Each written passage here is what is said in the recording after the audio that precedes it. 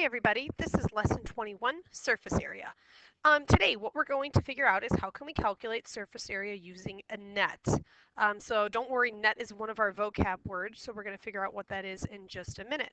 Let's go ahead and copy some of these key terms down. I'm going to give you some simplified expressions here because I think that they are pretty easily figured out with these words that we're going to use. So for a right rectangular prism, it's a 3D shape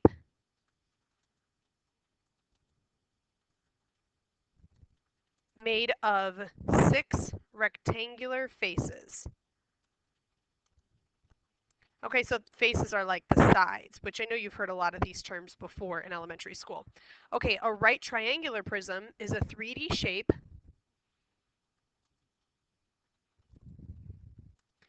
made of 2 congruent triangles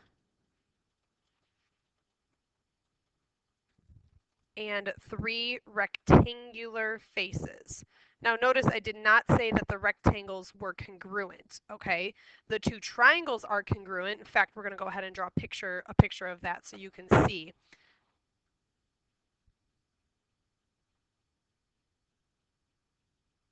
So the 2 triangles are congruent, but not necessarily the rectangular faces that are created from connecting those 2 triangular bases.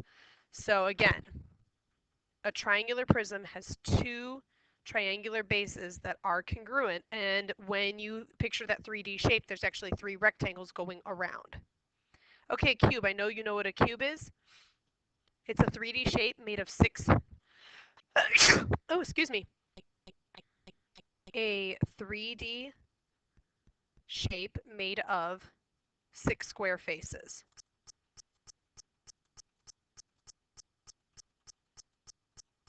So it's important to note that all of those sides are going to be the same. Okay, surface.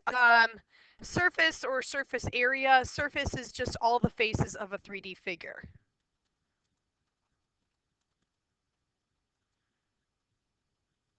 And a net is what happens when we kind of unfold it. So we're going to call that the flat or 2D. Because you think of two-dimensional. Surface that results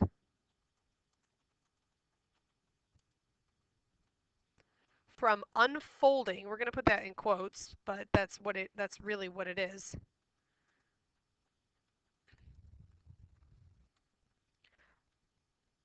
That results from unfolding a 3D shape.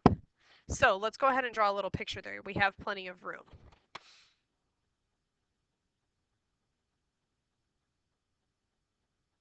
Okay, so if that's the 3D shape, when I unfold it, picture like a box, okay, something that if you were to like unfold all the sides, you would actually get something that looks like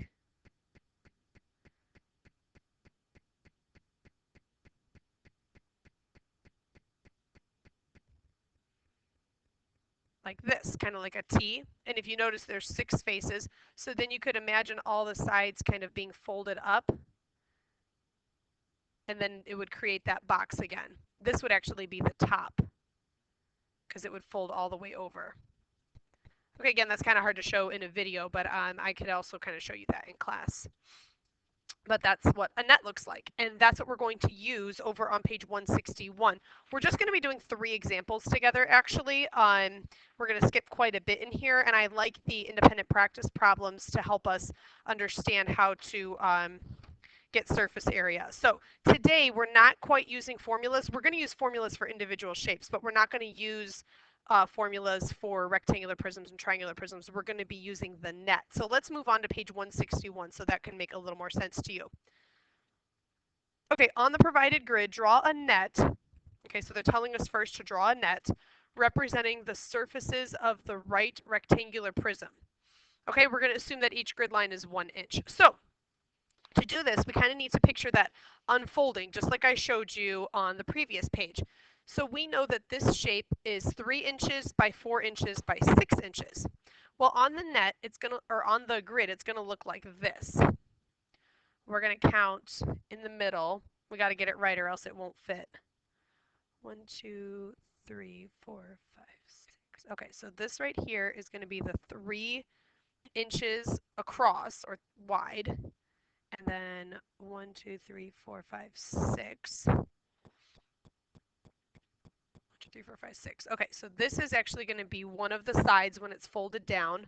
Right here, we're going to call this the 3 by 4. So just so that you can kind of get a visual, that's this bottom part right here. Okay, that's what we just put right here. Okay, so let's kind of like keep that as our guideline. Okay, so now we're going to kind of unfold all the sides. So let's unfold this one. This would be 6 by 4.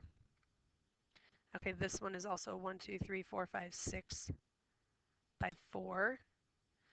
Okay, now you notice that those opposite of each other, 4 by 6, 4 by 6. In fact, we could just label them all the way around. The more we have labeled, the easier it's going to be to get the answers. Okay, now this one, 1, 2, 3, 4, 5, 6.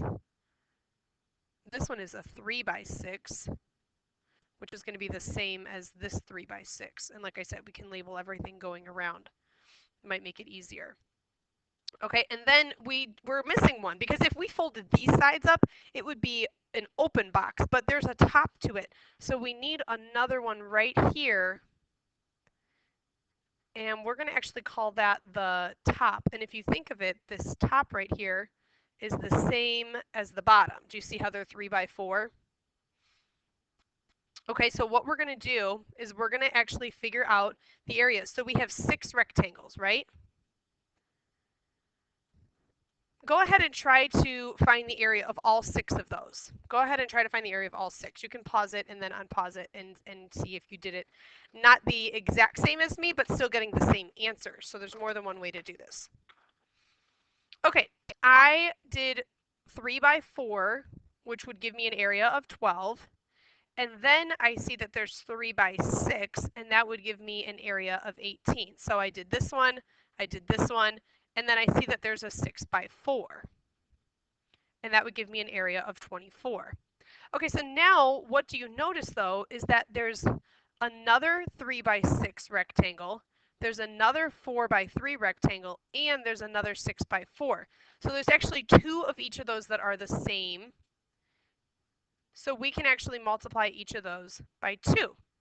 Okay, because there's 2 rectangles with an area of 12, there's 2 rectangles with an area of 18, and there's 2 rectangles with an area of 24. So if I double each of those, I'll get 24, 36, and 48. Okay, so you might have gotten your answer a different way, and that's fine. There's more than one way to get it, and the formula will make more sense if we kind of go through all this. So did you get 108 square inches?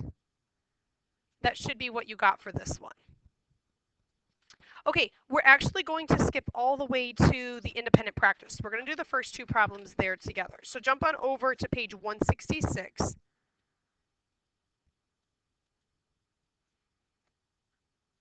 And what shapes do you see here? Number 1 says, for each of the following nets, highlight the perimeter and lateral area and draw the solid represented by the nets.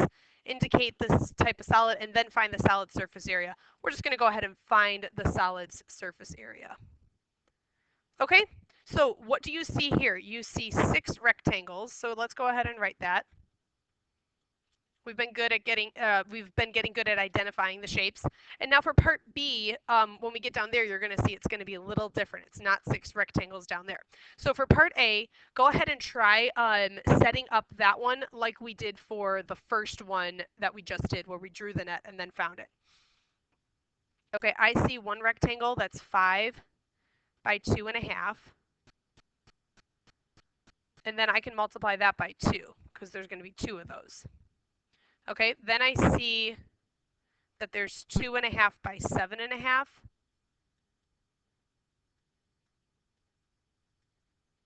And then there's going to be 2 of those. So again, I'll try to keep these colors coordinated so that you can see which one goes with which one. Okay, and then if you've paused it and unpaused it, you can check your last one. Did you see that there is a 7.5 by 5 rectangle? and then there's 2 of those. Okay, so if you got that, you can keep watching. If you didn't get that, now go back and fix what you had and see if you can get the right answers for each of those. All right, so for the 5 by 2.5 rectangles, each of those would be 12.5, but we have 2 of them, so that would be 25 square centimeters for those 2. For the next one, for the green rectangles that I have highlighted, 2 of those would be 37.5 centimeters squared.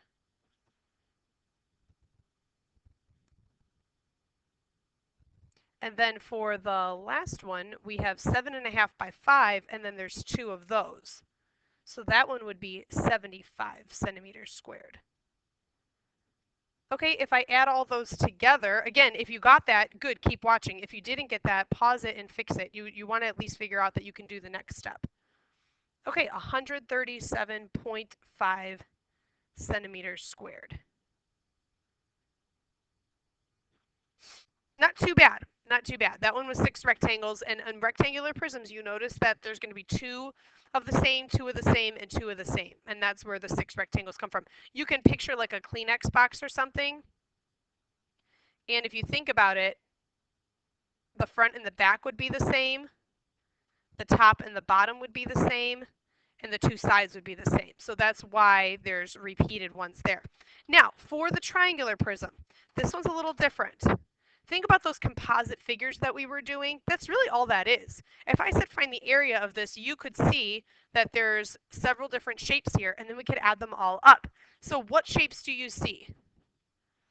You should see 2 triangles and 3 rectangles. However, we don't know that the 3 rectangles are the same. For the triangles, though, they are definitely the same. So for the 2 triangles, we're going to use the formula for area of a triangle, which is 1/2 base times height. And if you remember from one of the previous videos, we have this phrase, base and height meet at the right. Okay, all that means is that we're looking for 2 numbers that meet at a right angle. So when we get to the triangles, we're going to do that. Now for the 3 rectangles, we don't know if any of them are the same. We can't assume that. So we're going to do length times width, length times width, and length times width. Okay, for the triangles, go ahead. Well, actually, you know what? I want you to try to plug in. Go ahead and try to plug in. The worst that can happen is you're wrong, and then you can write what I have. But you might surprise yourself. So go ahead and try to plug in the numbers for the triangles and for the rectangles. And then unpause it and see how you did. Okay, for the triangles, did you get 8 and 9 1/5? You can always change that to a decimal if you'd like. And then for the rectangles, did you get 10 by 12, that's this one right here, plus, be careful, this one is 8 by 12. Okay, that's this one, because this is 8 and this is 12. And then the last one is right here. That one actually also ends up being 10 by 12, but that doesn't always happen, so be very careful on that. Okay, and now we can simplify and see what we get. Go ahead, and now if you got that, keep watching. If you didn't get that though, remember, now that you have time to plug it in, pause it and then try it. Okay, did you get 73 3/5? That's actually the same as 73.6. So for the 2 triangles, it's 73 3/5. For each of the rectangles, it's 120, 96, and 120. Okay, now we're going to add all those together. Again, pause it if you didn't do that yet and try it right now. Okay, and that will give us 409.6 inches squared. Okay, it's not too bad when you break it down. Again, go back and watch it again if you need to see an explanation as to where the formulas came from and where each of the numbers came from. Okay, that's a wrap on lesson number 21.